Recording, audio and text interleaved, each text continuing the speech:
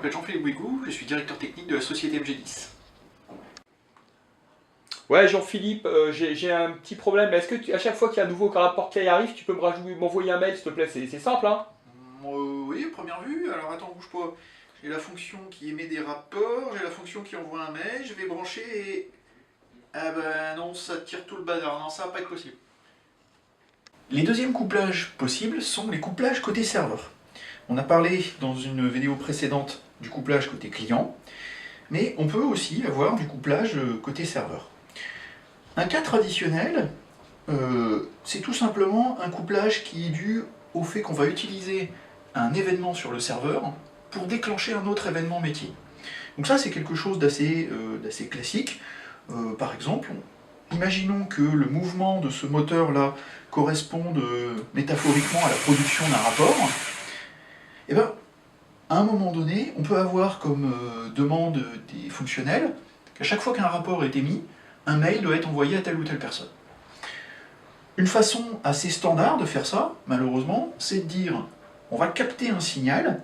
Par exemple, ça peut être un trigger sur une base de données, ça peut être un événement sur une application métier, et puis on va se servir de signal pour brancher dessus une autre fonctionnalité.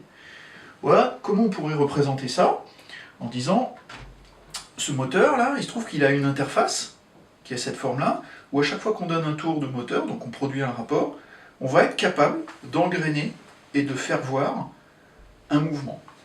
Donc on pourrait avoir ce genre de choses où une personne, bien intentionnée au demeurant, viendrait rajouter un système tel qu'ici, et puis, du coup, à chaque fois qu'on fait un rapport, il y aurait un signal qui serait émis, par exemple un mail. Jusqu'à maintenant, c'est pas un problème visible. Le couplage va pas être très dommageable. Mais qu'est-ce qui va se passer si on change de version du moteur? Imaginons que demain vous avez un moteur dans la V2 qui arrive. Alors clairement, il est new and improved. Avant on avait un V4 et maintenant on a un V6. On a une façon de brancher standard, donc il n'y a pas de problème, on peut faire fonctionner le moteur V6 à la place du moteur V4. Si on le branche, on voit bien qu'il n'y a pas de problème.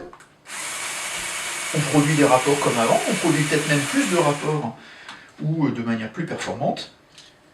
Mais la vraie difficulté, c'est que l'interface du moteur, là, qui n'était pas contractuelle, qui n'était pas définie dans la doc, mais sur laquelle on s'est basé pour effectuer un signal supplémentaire, cette interface-là, elle n'existe plus.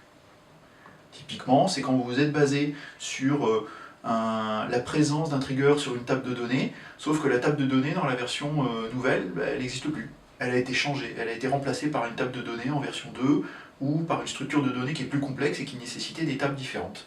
Et du coup, voilà, l'interface étant manquante, qu'est-ce qui va se passer? On change notre moteur, on met la V2, le moteur fonctionne bien, mais buzz, il ne fait plus aucun signal. On a perdu la fonctionnalité. Potentiellement, la personne en plus qui est du côté client ne voit même pas qu'elle a perdu cette fonctionnalité. C'est un découplage qu'on peut avoir. Voilà pour cette vidéo. Étonnant, non? Si vous souhaitez aller plus loin, vous pouvez nous contacter à l'adresse email qui s'affiche ici.